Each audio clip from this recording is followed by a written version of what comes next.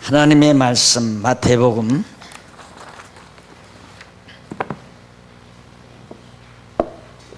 16장 21절 봅니다. 16장 21절.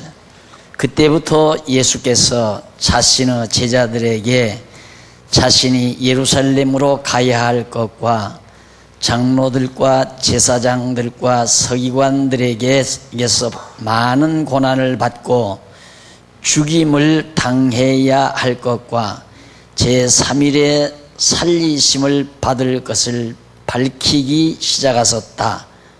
그러나 베드로가 예수님을 붙잡고 항의하며 말하기를, 주님, 그럴 수 없습니다. 절대로 이런 일이 주께 일어나지 않을 것입니다 하니, 예수께서 돌아서서 베드로에게 말씀하셨다.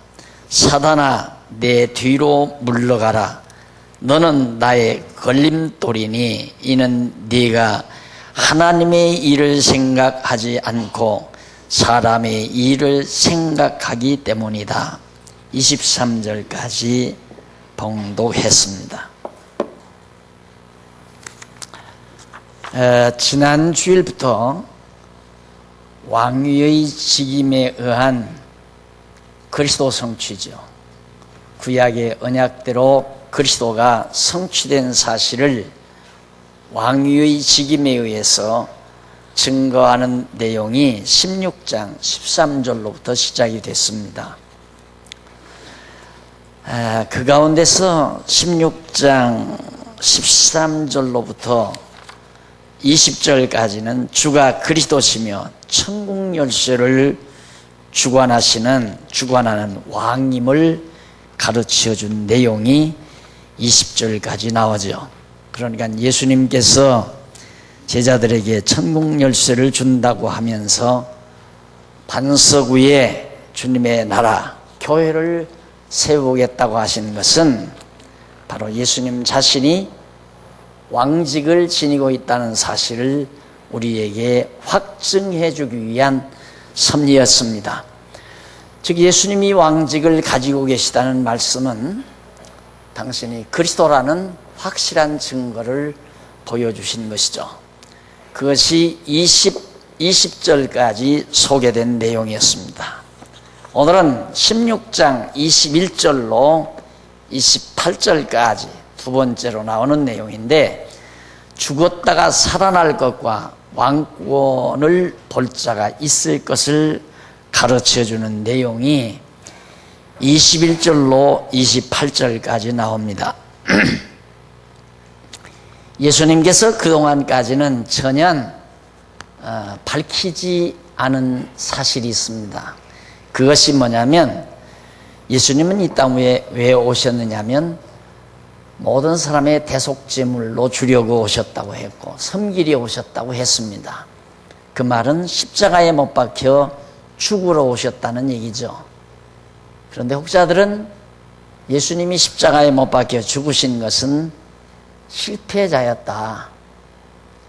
그래서 예수님은 당신이 해야 될 일을 감당하지 못했다고 하면서 예수보다 위대한 자신이 나타났다고 하는 이단자들도 우리나라에서 많이 속출했습니다. 그러나 예수님은 죽으셔야 됩니다. 왜 그러냐면 죽으시려고 오셨기 때문에. 그런데 제자들에게는 여지껏 그런 말을 밝히지 않았거든요. 때가 온 거예요. 이제 점점 때가 다가오니까 예수님께서 내가 왜 왔느냐면 조금 있다가 나는 죽는데 죽음으로 끝나는 것이 아니라 제3일에 다시 살리심을, 부활하실 것을 밝히기 시작하셨다고 했습니다. 그래서 제자들에게는 가끔 이 말씀을 자주 하시게 됩니다. 앞으로는. 지금까지는 안 했는데 바로 이때부터 예수님께서 자신의 제자들에게 나 예루살렘으로 가야 된다. 요즘으로 말하면 시골에서 서울로 상경해야 된다 하는 얘기입니다.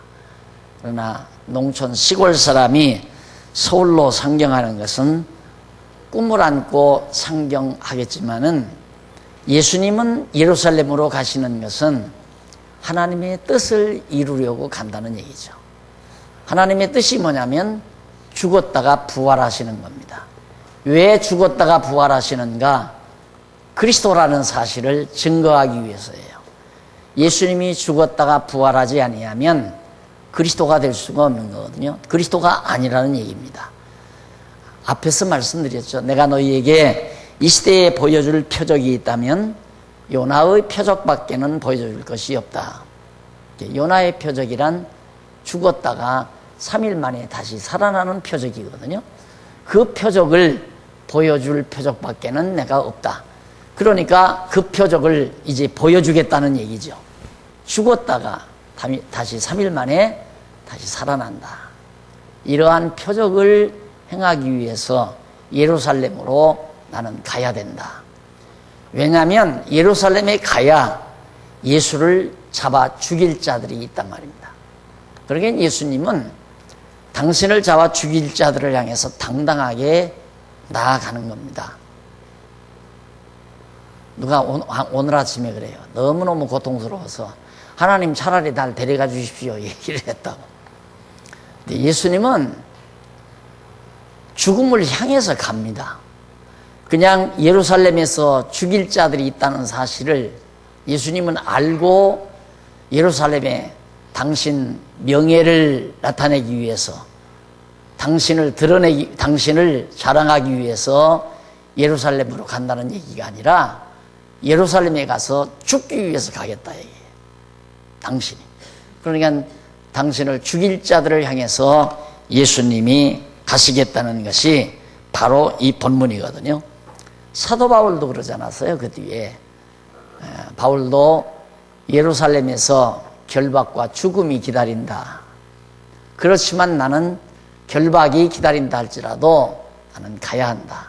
그런데 정말 예루살렘에서 바울을 죽일 사람들이 기다리고 있었고, 가니까 예루살렘에 갔을 때, 로마로 가기 전이죠. 갔을 때 바울을 죽이기 전에는 밥을 안 먹겠다는 결사대들이 이미 조직이 되어 있었습니다. 그런데도 바울은 예루살렘을 향해서 가죠. 하나님의 일을 이루는 데 있어서는 우리에게서 죽음을 두려워하지 않는 담대함을 하나님이 허락해 주십니다. 우리들더러 그렇게 하라는 얘기가 아닙니다. 하나님이 그렇게 하게 하세요. 죽음을 두려워하지 않고 살게 하신단 말입니다.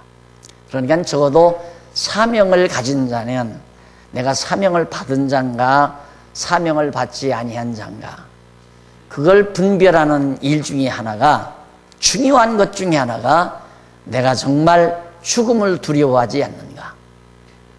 하나님께서 나에게 주신 은사 실현을 위해서 죽음을 내가 개의치 하지 않는가.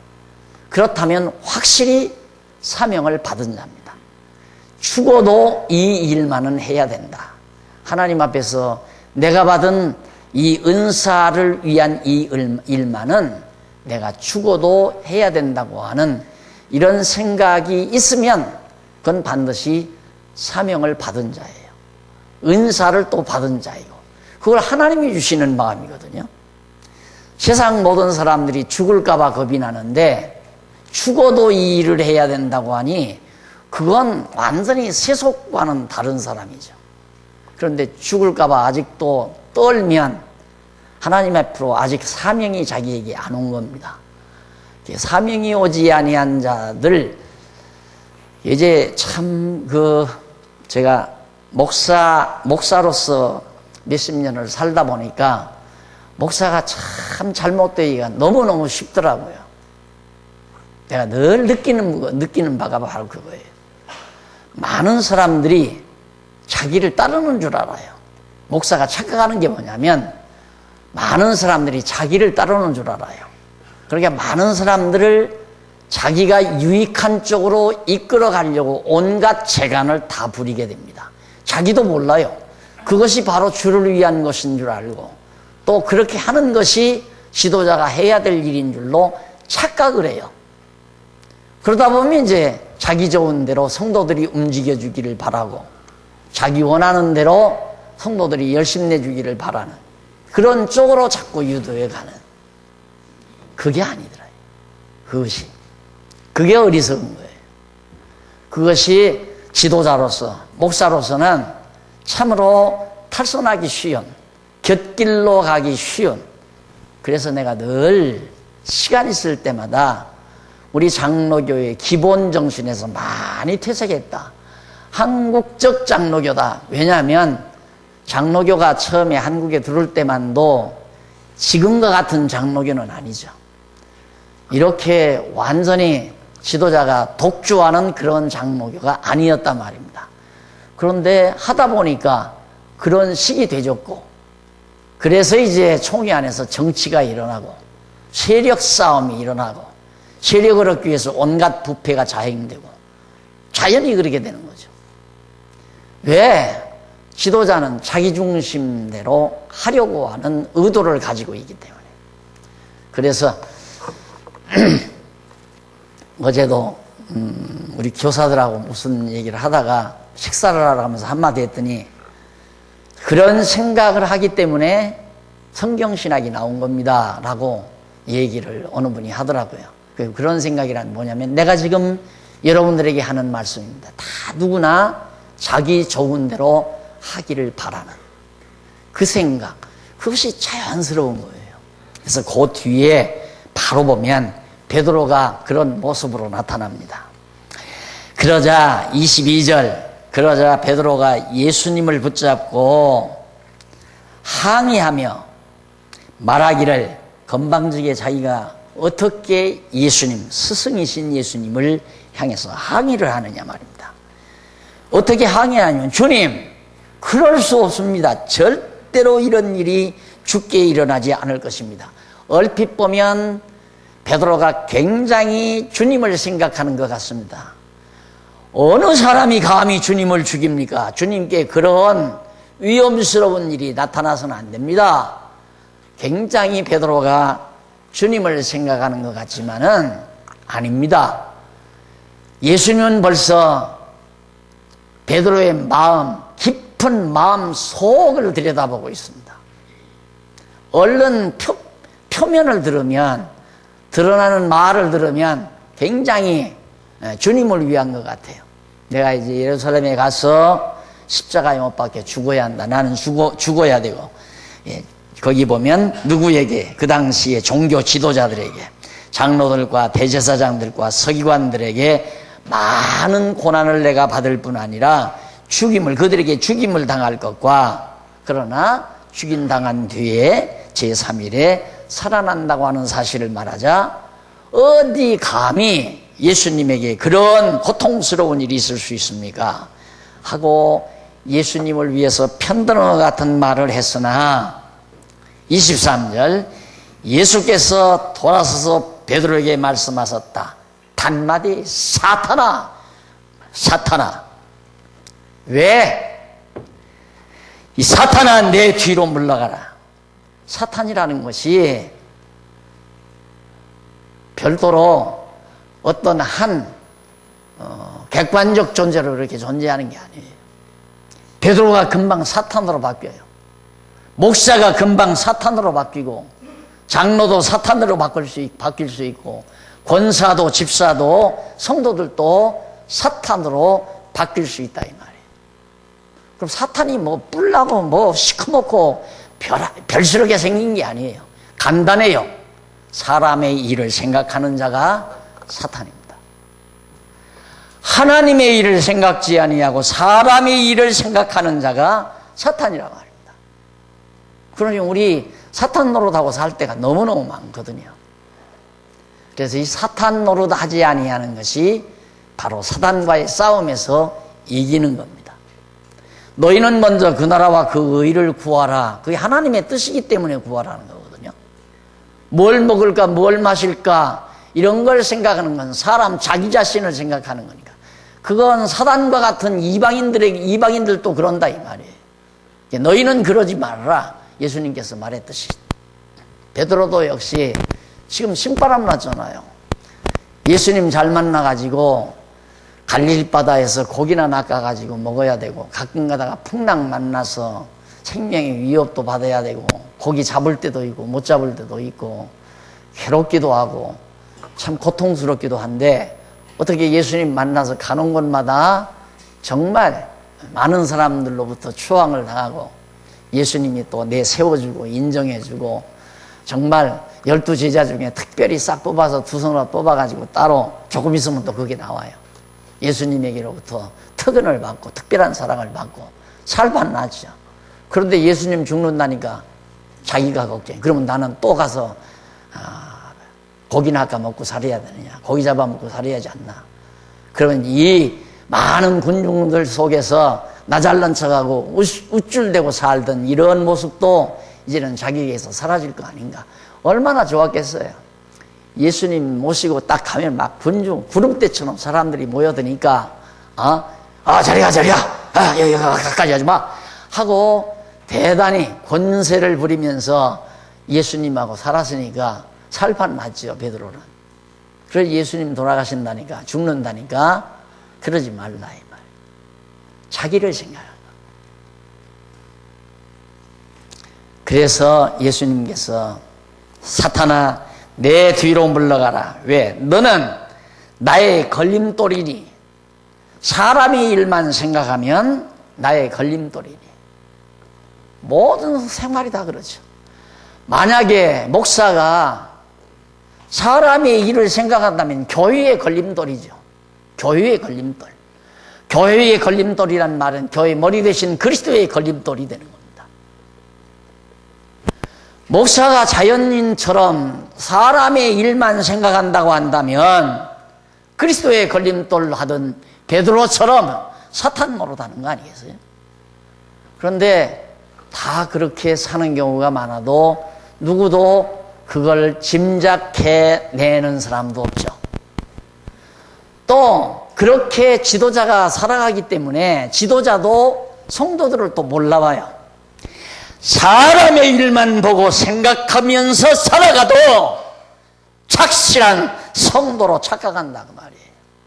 왜? 자기가 그러니까.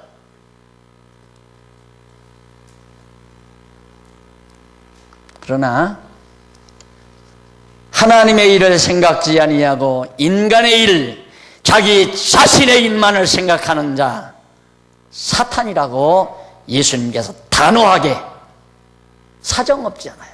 사실이니까. 사탄이 구말리 밖에 저 지옥 아니면 저 구말리 중천에 돌아다니는 줄로 착각하면 안 됩니다. 내 마음속에 도사리고 있는 자들도 있고 내 생활 속에 도사리고 있는 사람도 있고, 그래서 주님의 몸 된 교회에 걸림돌이 되는 자들도 있고,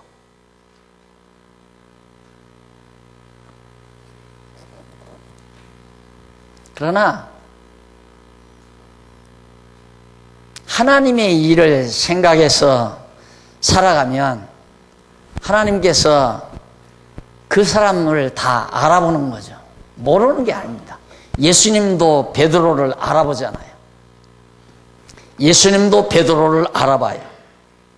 그러면서 이는 네가 하나님의 일을 생각하지 않고 사람의 일을 생각하기 때문이다. 우리는 우리 좋은 대로가 하나님의 뜻인 줄 알아요. 우리 좋은 대로가. 하나님이 정하신 대로가 하나님의 뜻대로예요. 그러니까 예수님이 예루살렘에 가서 고난당하는 건 고통스럽잖아요. 베드로도 좋지 않은 거죠. 예수님도 좋지 않은 거예요.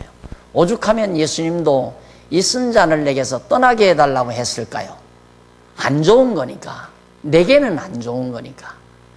그러니까 내게 안 좋다는 것은 임시적으로 과정 속에서 안 좋죠. 그러나 궁극적으로는 참 좋은 겁니다. 그래서 내가 늘 말하지만 우리는 과정을 보고 낙심하고 절망하고 그런단 말입니다. 결과를 보는 게 아니라. 그러나 하나님께서는 우리를, 이스라엘 백성들을 애굽에서 종살이하고 광야길 걷게 하고 그게 과정 아니에요. 왜? 가나안 땅의 영광을, 기쁨을, 행복을 하나님이 주시려고. 요셉도 과정에서 많은 고통을 겪습니다. 다윗도 과정에서 많은 고통을 겪습니다. 그러나 결과는 다 아름다운 것입니다. 오늘 우리의 삶도 과정은 참 아픔이 있고 고통스러움이 있지만은 결과가 좋게 맺어지는 것이 택한 백성에게 주어진 하나님의 은총이고, 불택자들은 과정이 좋은 것 같지만은 결과가 고통스럽다는 것은 두말할 나위 없는 겁니다. 그래서 베드로도 이 과정을 겪기가 싫은 거죠. 예수님 십자가에 죽으시고 자기는 스승을 잃고 버림을 받아야 되고, 예수님도 육신을 가지고 있기 때문에 십자가의 고통을 당하기가 참 어렵고 힘든 것입니다. 그래서 이 잔을 내게서 떠나게 해달라고 기도하지만 바로 느끼지 않아요? 바로 즉석에서. 그러나 내 뜻대로 마옵시고 아버지의 뜻대로 하시옵소서. 여기에서 사단이 예수님을 함부로 건드리지 못하는 거죠. 그래서 깨닫는 자에 대한, 깨닫는 자는 승리자예요. 아, 내가 지금 내 뜻을 생각하고 있구나. 나 좋은 대로 하려고 하고 있구나. 주님의 뜻을 이루려는 것이 아니라 내 꿈을 이루려는 것이로구나. 주님이 원하는 일을 하려고 하는 것이 아니라 내가 원하는 일을 하려고 하는 것이구나. 이런 생각을 깨닫는 자는 사단이 절대로 그를 붙들어 사용하지 못하는 것이다. 그래서 깨달음이란 그만큼 중요한 겁니다. 그래서 내가 내 뜻을 생각하는 것에 중요한 신호가 뭐냐면, 내가 내 뜻을 생각한다 하면 두려움이 와요. 우선 염려와 걱정, 두려움이 와요. 왜? 내 뜻이니까. 그러나 하나님의 뜻을 생각하는 사람은 두려움도 걱정도 염려도 없어요. 그럴 거 아니에요. 하나님이 정하신 뜻이니까 반드시 그 뜻대로 이루어지기 때문에 하나님이 기뻐하시는 뜻대로 소망하고 소원하고 소원을 가지고 사는 사람은 두려워할 것도 없고 걱정할 것도 없고 염려할 것도 없고, 그러나 자기의 소원을 이루려고 하는 사람은 안 될까 봐 걱정이고, 어려움이 와질까 봐 걱정이고, 누가 방해할까 봐 걱정이고, 걱정 근심이 밀려옵니다. 그래서 걱정이 오면 반성을 해야 돼요. 내가 염려와 걱정이 오면 내가 왜 이럴까? 그럼 반드시 인간적인 생각이 나에게 침투해 들어오면 근심과 걱정이 밀려오도록 돼 있다. 자, 그래서 사도 베드로가 이처럼 하나님의 일을 생각지 않고 사람의 일을 생각하기 때문에 사단이라고 하면서 물러가라고 예수님이 하셨다. 그때 예수께서 24절, 그때 예수께서 자기 제자들에게 말씀하셨다. 누구든지 나를 따라오려거든 자기를 부인하고 자기 십자가를 지고 나를 따르도록 하여라. 제자들에게 예수님 따라오려면은 나는 십자가 져야 되니까 너도 내게 주어질 십자가가 있다. 고난의 십자가예요. 고난이죠. 이거 너도 질 각오하고 나를 따라와라 이 말이에요.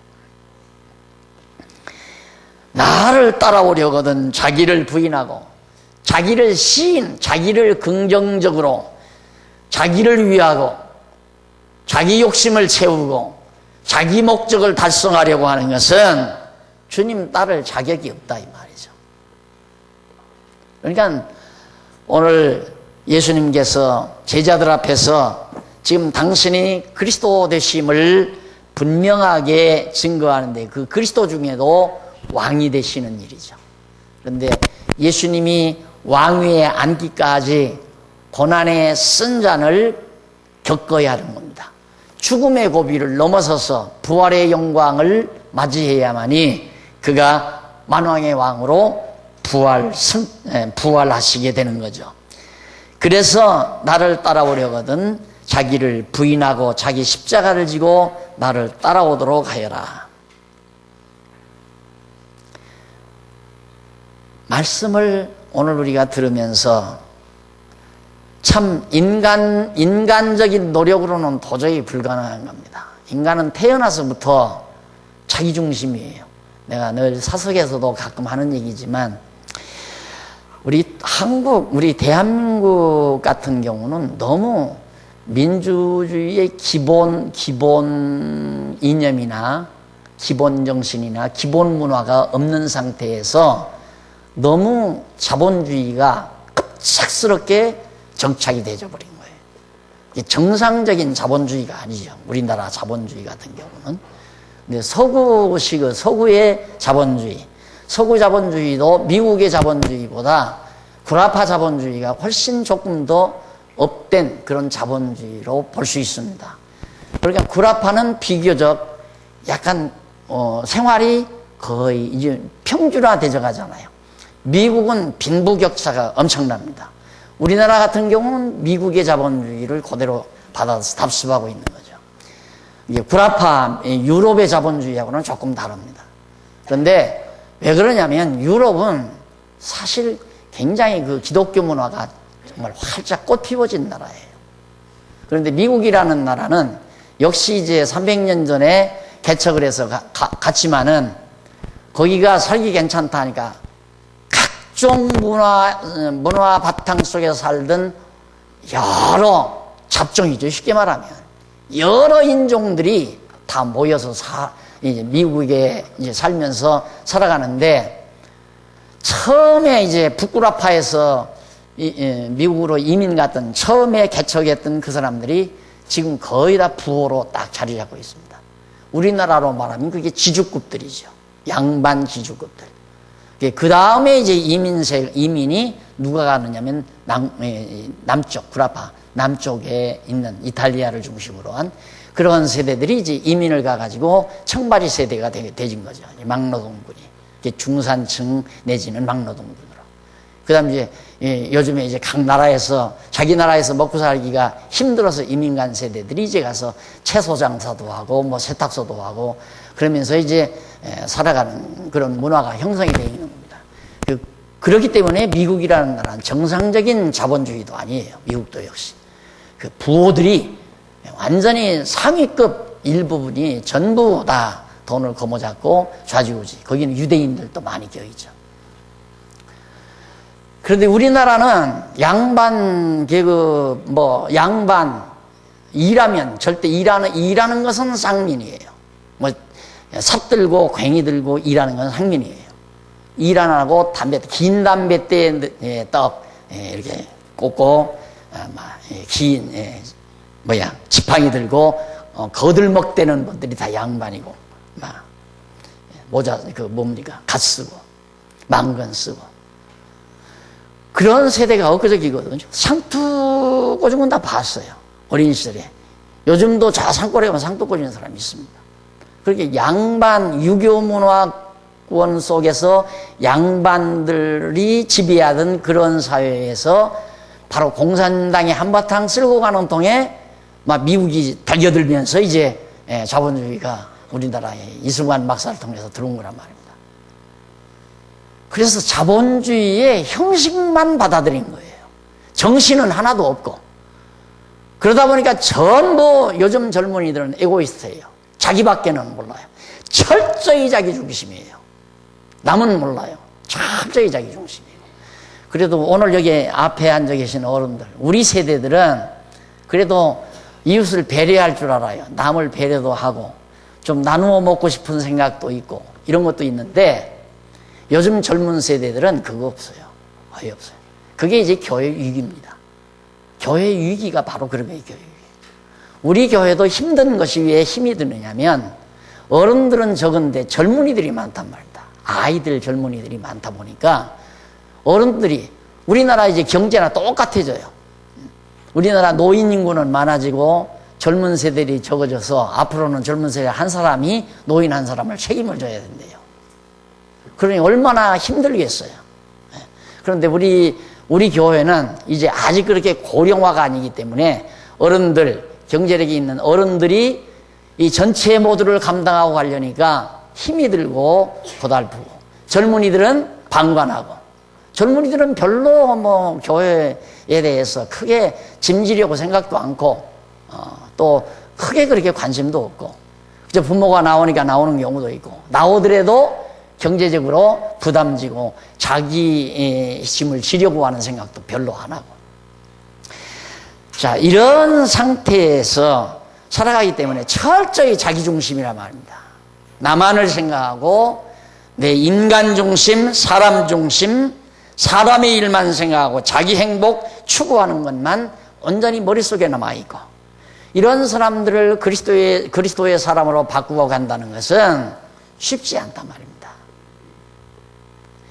문화가 만들어준 생활 습관은 강력하게, 아주 강하게 길들여집니다. 그 문화 풍토가 만드는 생활 습관은. 그러나 가르침을 통해서 이성적인 작용에 의해서 생활이 바뀌어진다는 것은 굉장히 어려운 겁니다. 그렇기 때문에 환경이 주는 교육, 환경교육이죠. 생활교육, 환경교육, 문화교육이죠. 문화가 만들어주는 교육. 그것이 얼마나 진하게 생활 속에 베끼는지 모릅니다. 그러니까 그리스도인의 가정에서, 신앙인의 가정에서 자라나는 자녀들은 부모님들이 신앙생활을 하는 거 보고 그 문화 속에서 그 신앙생활의 모습을 배워가는 거예요. 그런데 그런 것도 없는 그런 가정이 아닌 데서 자라나면 그냥 일반인이나 똑같아요. 어디 밥 먹으러 가도 다 지금 자기 밥값 자기가 내고 그런 거 있잖아요. 미국도 벌써 그렇게 가버렸다고 그러잖아요. 미국도. 그러니까 이제 그 미국의 부호들은 그래도 기독교 정신이 있어가지고 돈을 엄청 가지고 있다가 가지고 보니까 별것도 아니니까 또 미국 경제도 그렇고 세계 경제도 그렇고 그래서 이제 사회로 막 무더기로 사회로 환원해 버리잖아요. 그것이 연보정신이란 말입니다. 연보정신. 그런데 오늘 우리나라 한국의 젊은이들은, 여기 젊은이들도 많이 있는데 깊이 명심할 것은 자기밖에 모른다는 거, 남을 배려할 줄 모른다는 거. 그래서 남이 해놓은 것을 누릴 줄 알지만 자기가 책임질 줄은 모르는 그런 현상이 많이 있고. 그래서 요즘 가끔 속상한 것 중에 하나가 나이 드신 어른들이 피지땀 흘리면서 그렇게 그냥 권사님들, 집사님들, 장로님들이 오셔서 화장실 청소하고 전부 교회 청소해 놓으면 어질기는 누가 다 어지는가? 젊은 사람들이. 그죠? 껌 씹고 껍데기 그냥 아무데나 버리고 사탕 까서 먹고 아무데나 버리고 그죠? 애기들 그거 남은 거 의자 밑에다 살짝 놓고 가고. 왜 이런 얘기까지 하는가? 자기밖에 모르는 세대. 그 교회가 되겠느냐 이 말이죠. 사람의 일만 생각하는, 자기 인간의 일만 생각하는, 하나님의 일은 생각지 아니하고 자기만 생각하는 그런 생각을 다음 세대들이 가지고 있기 때문에 교회가 점점 한국에서도 지금 짜부라들어 가잖아요. 젊은이들이 뭐로 교회 나오겠어요? 안 나오죠. 교회가 밥 주나요? 돈 주나요? 안 나온다 이 말입니다. 그 시간에 열심히 돈 버는 게 낫고 그 시간에 벌어놓은 돈으로 즐기는 것이 내 인생이고 그것이 젊은이들의 인생관이라는 거예요. 그러나 성경은 바로 사람의 일을 생각하고 하나님의 일을 생각지 않는 것은 사단의 역사임을 분명히 예수님께서 지적해 주면서 날 따라오려거든 십자가 지고 자기 부인하고 따라와야 된다. 예수 믿고 신앙생활하는 이 길도 비슷한 길이죠. 누구든지 자기 목숨을 구하려고 하는 자는 그것을 잃을 것이고 누구든지 나를 위하여 자기 목숨을 잃는 자는 그것을 찾을 것이다. 이 말에 대한 번역을 누가복음에서 제가 다시 했죠. 그러니까 이것은 어떤 내가 행동에 따라서 그렇게 된다는 것이 아니라 누구든지 자기 목숨을 구원하려고 하는 자는 자기 목숨을 위하여 구원하려고 하는 자는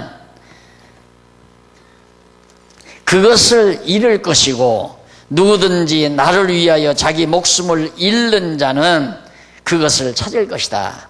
근데 다른 데는 누구든지 자기 목숨을 구원하려고 하면 잃을 것이고 나를 위하여 목숨을 버리면 얻을 것이다, 찾을 것이다. 이렇게 기록해 놓은 번역본이 개역성경이 있습니다. 근데 이건 조금 낮게 번역을 했는데 그건 뭐냐면 이미 생명을 얻을 자는 자기 목숨을 내대고 산다 그 말이에요. 그 사람은 진짜 생명을 얻는 자다. 그러니까 하나님께서 벌써 생명을 얻을 자는 육신의 생명에 대해서 두려움이 없죠. 육신의 생명에 대해서 굶어 죽을까봐, 맞아 죽을까봐, 병들어 죽을까봐 육신의 생명에 대한 두려움이 사라진다 이 말이죠. 그건 참 영원한 생명을 얻게 해주실 하나님의 섭리가 담겨져 있는 거예요. 그 말씀을 지금 제자들에게 해 주신 겁니다. 그러니까 여러분들도 지금 여러분 스스로가 주님을 위한 일이라면, 진리를 위한 일이라면, 주님의 몸된 교회를 위한 일이라면 내가 그 어떠한 것도 두려움과 근심, 염려 없다. 나는 내 목숨을 다해서라도 주를 위하여, 진리를 위하여, 주님의 몸된 교회를 위하여 나를 부인하고 살 수 있다라고 하는 이런 강한 믿음의 사고, 믿음의 사고죠. 그런 생각이 나를 지배한다면 그건 영원한 생명을 보장받은 자라 이 말이에요. 하나님께서 그런 마음을 주는 거니까. 내가 그렇게 못해요. 전부 자기 욕심으로 차 있는 인간이 어떻게 주를 위하여 죽을 생각을 합니까? 그건 사람으로는 못하는 거예요. 어떻게든지 남보다 덜 일하고, 남보다 덜 노력하고, 이문은 더 많이 보고 싶고, 남을 이용하고 싶고, 이것이 다 인간이 기본적으로 가지고 있는 거 아니에요. 남을 위해서 희생하고 싶고, 약한 자를 위해서 붙들어주고 싶고, 이런 마음은 아무나가 주어지는 마음이 아니라 하나님이 그 마음을 갖게 해야 한다. 육신의 소욕대로 내버려두면 육신의 소욕대로 사는 거예요. 그냥. 그래서 제가 이제 목회를 하면서 이렇게 강단에서 목이 터져라고 가리키는 건 김 목사님, 김기용 목사님 교육학 박사의 말씀에 의하면 1000몇 번인가를 말을 해줘야 그때야 입력이 된대요. 이 교육이라는 게 그렇답니다. 반복해서 계속 1000몇 번인가를.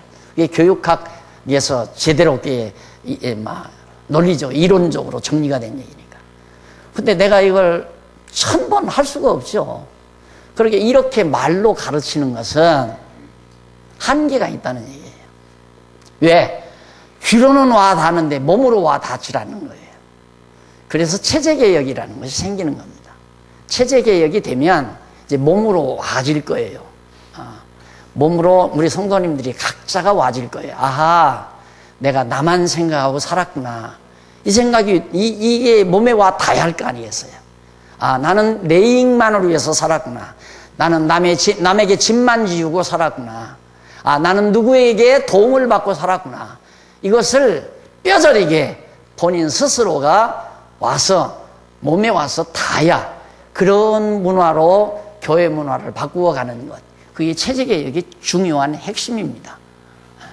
그래서 정말 주님의 몸된 교회야말로 사단이 틈타지 못하는, 사단이 좌우하지 못하는.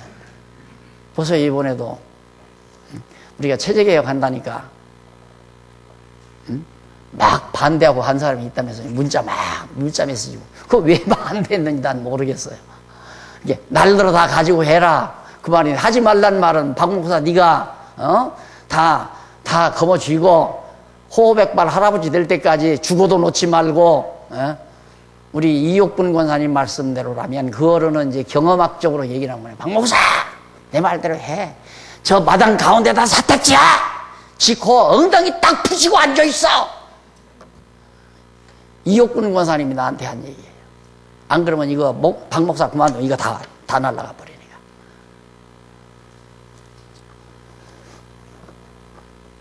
제가 체제개혁을 하는 가장 큰 이유 중에 하나가 나도 바로 사람의 일만 생각지 않는 목사가 돼야 되겠다라고 하는 깊은 생각이 나를 지배했다고 나는 생각을 합니다. 그래서 지금도 은사 따라 각각 일하자고 지금 시작은 했는데 정말 은사 받은 분들이 얼마나 어떻게 있을지 그건 나도 미지수예요. 그러나 나도 내 은사로 확 돌아가려고 그래. 나도 그냥 앉아서 연구하고 책 쓰고 가르치는 일에만 그냥 열심히. 그것도 배우기 싫다는데 억지로 가르칠 필요 없고 배우려고 하는 분들만 열심히 한밤중이라도 가르쳐주고 이른 새벽이라도 가르쳐주고 배운다고만 하면 그러다가 세상 마쳐야 되겠다 하는 생각을 하면서 지금 오늘 주일 아침인데 내일 모레는 중공식을 하거든요. 감회가 깊습니다. 진짜 어떻게 하나님이 이렇게 해 주셨는가. 이렇게까지 하나님이 해 주셨는데도 내가 내 자리로 못 돌아간다면 나도 역시 마찬가지 사람의 일을 생각하는 목사일 수밖에 없지 하는 생각을 깊이 해보면서 오늘 베드로에게 책망하신 예수님의 책망이 나에게 너무나도 깊이 꽂히네요. 사단아, 내 뒤로 물러가라.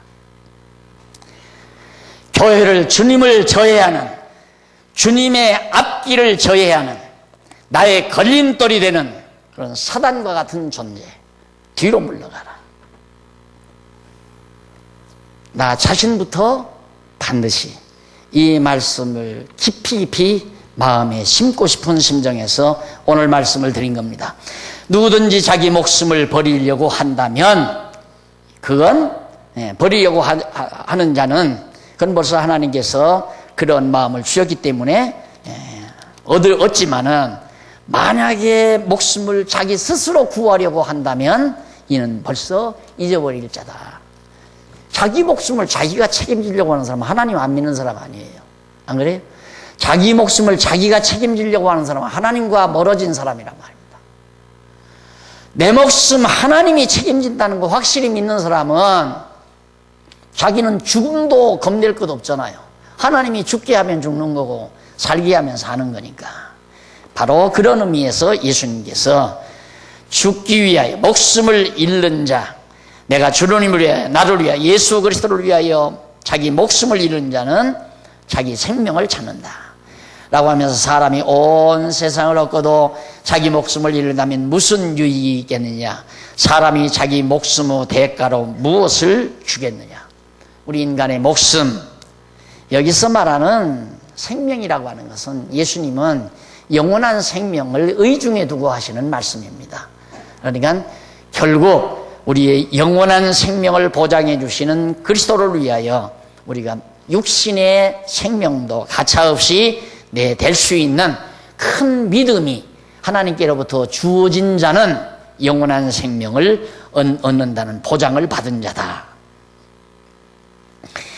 그러면서 27절 인자가 아버지의 영광 가운데 그의 천사들과 함께 올 것이니 그때에 각자에게 그 행위에 따라 갚아줄 것이다. 그때 각자에게 그 행위에 따라 갚아줄 것이다. 자, 이걸 보면 좀 문제가 있는 듯 싶죠? 인자가 아버지의 영광 가운데 그의 천사들과 함께 올 것이니 그때 각자에게 그 행위에 따라 갚아줄 것이다. 이 행위라고 하는 것은 주를 위해서 목숨을 버리고자 했던 자, 또 자기 스스로 목숨을 잃지 않으려고 했던 자, 그게 행위죠. 그 행위에 따라 갚는다. 목숨을 잃게도 하고 영원한 생명을 안 주어서 영원한 사망을 당하게도 하고 영원한 생명을 얻게도 하는 심판이 예수님이 오셔서 행하시게 된다 하는 얘기입니다. 그러니까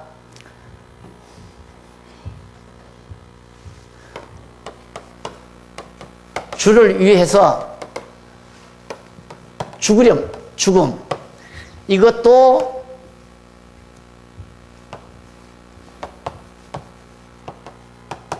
하나님께서 주를 위하여 죽을 마음을 하나님이 주어요. 죽을 마음도 하나님이 그렇게 하신단 말입니다. 그렇게 해서 생명을 얻게 해요. 그 다음 자기를 위하여 살려고 해요.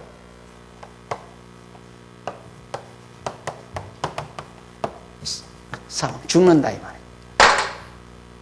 하나님께서 주를 위하여 죽을 마음을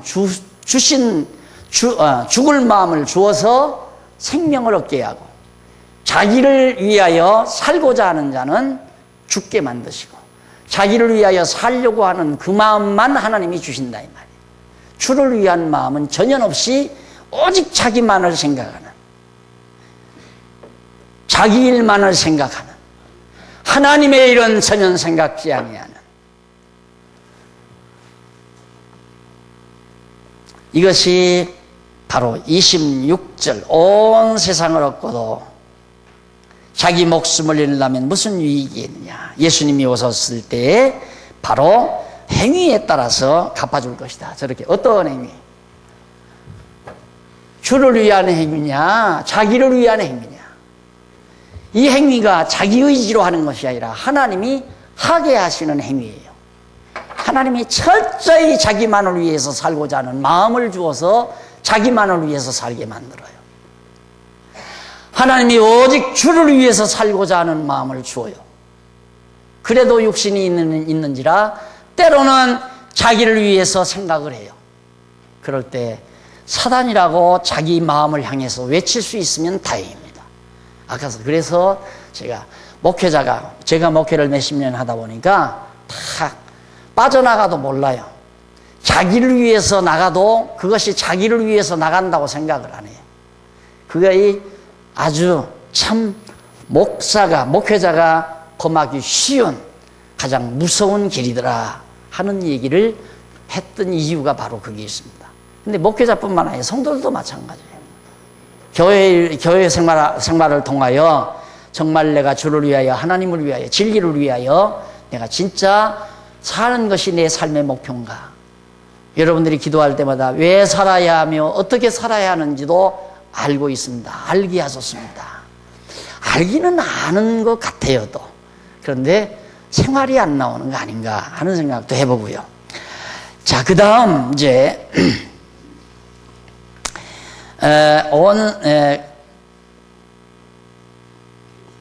28절. 내가 진정으로 너희에게 말하니 여기에 서 있는 자들 중에 몇몇은 인자가 그 나라 가운데 오는 것을 보기 전에는 결코 죽음을 맛보지 않을 것이다 라고 말을 합니다. 이게 이제 난해한 구절이라고도 보죠. 그런데 예수님께서 제자들에게 하는 말씀인데, 여기에 서 있는 자들 중에서 몇몇은, 그러니까 제자들 가운데 다가 아니고 몇몇은 인자가, 예수 그리스도가 그의 나라 가운데 오는 것을 보기 전에, 예수님이 그 나라, 하나님의 나라 가운데, 교회 가운데 오는 것을 보기 전에 결코 죽음을 맛보지 않을 것이다 라고 그렇게 말씀하셨는데, 이 말씀을 어떻게 생각할 수 있냐면, 예수님이 장차 구름 타고 오시기 전에는, 그것을 보기 전에는 죽음을 보지 않을 자가 있다. 그걸 보고 나야 죽을 자가 있다. 그러면 지금 제자들 중에 살아남은 자가 있어야 한단 말입니다. 살아 있어야 할 자가 있다 이 말입니다. 살아서 남아서 살고 있는 자가. 그런데 다 죽었거든요. 12제자 다 죽었잖아요. 그래서 이걸 난해한 구절이라고 말을 하지만은, 그러나 그 말씀은 17장 1절에 나오는 내용에 나옵니다. 17장 1절. 17장 1절에 보면 6일 후에 예수께서 베드로와 야고보와 그 형제 요한을 데리고 따로 높은 산으로 올라가셨는데, 예수께서 그들 앞에서 모습이 변하여서 그분의 얼굴이 해와 같이 빛나고 그분의 옷이 빛과 같이 희게 되었다. 예수님이 변화산에 나타난 모습이죠. 바로 왕권의 모습이에요. 하나님 나라의 왕권의 모습. 그 나라에 임하는 것을 보기 전에는 너희 중에 몇몇은 죽음을 보지 않는다. 그러니까 그때 베드로와 요한과 야고보 세 사람은 예수님이 따로 데리고 가서 변화산에 가서 예수님이 왕권을 가지고 임하시는 것을 그들에게 보여준 사실이 있습니다. 그래서 오늘 여러분들이 살펴나가는 왕직의 실상에 의한 성취 내용 가운데 말씀과 형상으로 가르쳐 준다. 죽었다가 살아나는 것도 왕권을 보여주시는 거고, 또 변화산에서 변형된 모습으로 나타나는 것도 하나님 나라의 왕권을 보여주시는 겁니다. 자, 여러분, 만약에 여러분들이 줄만 닿는다면 차기에 대통령에 당선될 사람이 있다. 집 한 채 팔아서 되겠죠. 정치자금 되겠죠. 팔자 늘어져요. 집 한 채 팔아서, 아파트 한 채 팔아서 정치자금 되면 팔자 늘어져요. 육신의 일을 생각하면 그렇게 해야 됩니다. 근데 안 될 자를, 대통령 안 될 자를 정치자금 대봤댔죠. 집안 망해요. 오늘 우리는 예수님께서 제자들에게 너 사람 일을 생각하지 말라. 하나님 나라 일을 생각해라. 너희는 그 나라와 그 일을 먼저 생각해라. 여러분 정말 하나님 나라 일을 먼저 생각합니까? 가정에서 먼저 하나님 나라 일을 먼저 생각하십니까? 쉬운 일 아닙니다. 하나님이 그 마음을 안 주면 불가능합니다. 그 마음 주었다가도 다시 또 유혹당해서 인간 일 생각하고 사람 일 생각하고 그러면서 정말 흔들리는 것이 우리들의 삶입니다. 오늘 아침 이 말씀 마음속 깊이 새김질하시면서 예수님은 분명히 왕직을 지니신 그리스도이심을 우리에게 확실하게 보여줬습니다. 그리고 그 왕이신 그리스도가 머리가 되셔서 장안중앙교회라고 하는 이 소박하고 아름다운 주님의 몸된 교회를 세워주셨습니다. 이 교회가 사람의 일터가 되지 아니하고 하나님이 일하시는 교회가 되게 하는 것은 바로 진리를 탐구하는 우리들의 임무이자 해야 될 중요한 일이라고 다시 한번 깊이 명심하면서 오늘 이 말씀 드립니다. 기도하십시다. 전능하신 하나님 아버지, 머리 되신 주님의 몸된 교회 우리들 지체 삼아서 하나님 나라 백성 삼아 주셨습니다. 하지만 왕이신 그리스도를 생각하기 전에 사람의 일을 생각하는 베드로처럼 오늘 우리들도 인간의 일, 자기 자신의 일을 앞장세워 생각하는 어리석음이 우리에게도 없잖아만이 있습니다. 주님이 내 곁에 계시다면 사단이라고 호통을 치실 것을 저희들은 알고 있습니다. 하루에도 몇 번씩 사단이 안주하는 마음의 상태가 되어 있을 때가 참 많습니다. 말씀의 능력으로 사단을 물리치고 승리하는 자 되게 해 주시옵소서. 예수님 이름으로 기도드립니다. 아멘.